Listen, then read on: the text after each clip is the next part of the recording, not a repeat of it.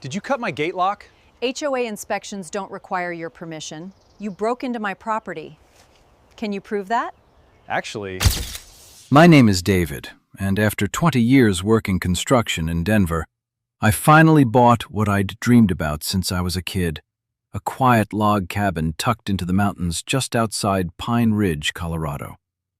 It wasn't a luxury home. It sat on 5 wooded acres with a gravel driveway, a black steel entrance gate, and enough distance from the nearest neighbor that the loudest sound at night was usually the wind moving through the pine trees. I moved there for peace.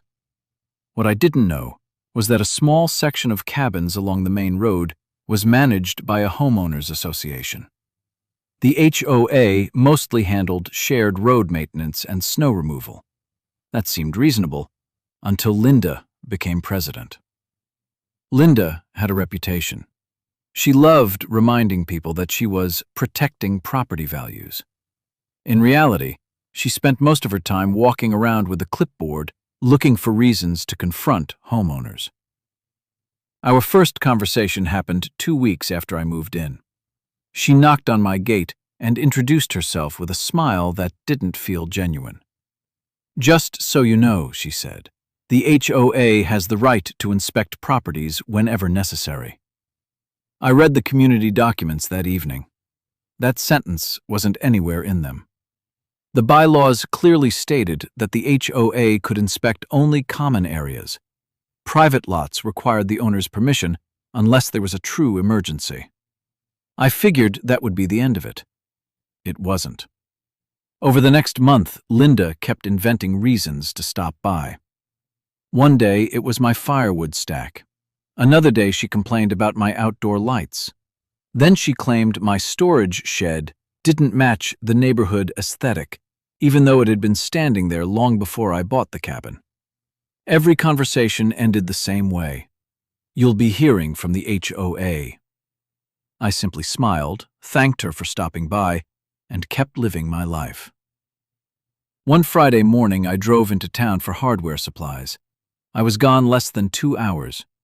When I returned, something immediately felt wrong. My entrance gate was standing open.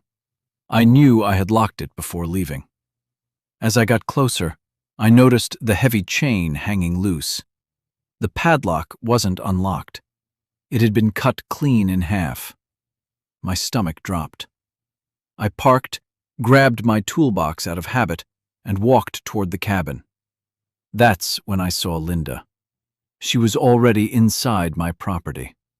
She stood on my porch with a clipboard in one hand and a pair of large bolt cutters resting against the railing.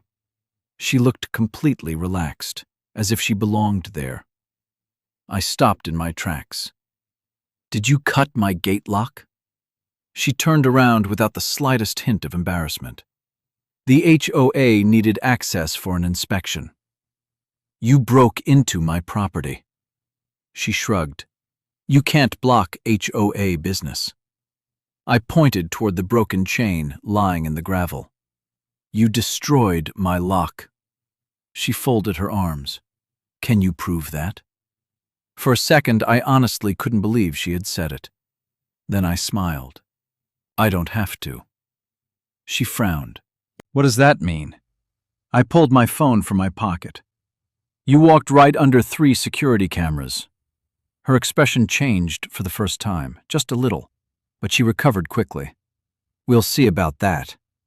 Then she walked past me, climbed into her SUV, and drove away. That evening, I sat down at my computer and opened the security system. I had installed 3 cameras the week I moved in. One covered the gate, one watched the driveway, one overlooked the porch. The footage was crystal clear. The gate camera showed Linda pulling up in her SUV. She looked around to make sure nobody was watching. Then she walked to the gate, pulled a pair of bolt cutters from the back seat, cut the chain, opened the gate, walked inside. The driveway camera captured her carrying the cutters toward the cabin. The porch camera recorded everything else. She opened storage boxes, looked through my firewood pile, tried my shed door, walked around taking photos. She spent almost 12 minutes on my property without permission. I backed up the footage onto 2 separate hard drives. Then I contacted the county sheriff's office. The deputy arrived the next morning. He watched every second of the recording. Then he looked at me. She actually cut the lock herself? Every angle caught it. He nodded. I'll be paying her a visit. 3 days later, the HOA held its monthly meeting. The room was packed. Apparently everyone had already heard rumors. Linda stood confidently at the front. She claimed she had performed a routine compliance inspection. When homeowner comments began, I walked to the front carrying my laptop. I'd like everyone to see what a routine inspection looked like. The projector lit up.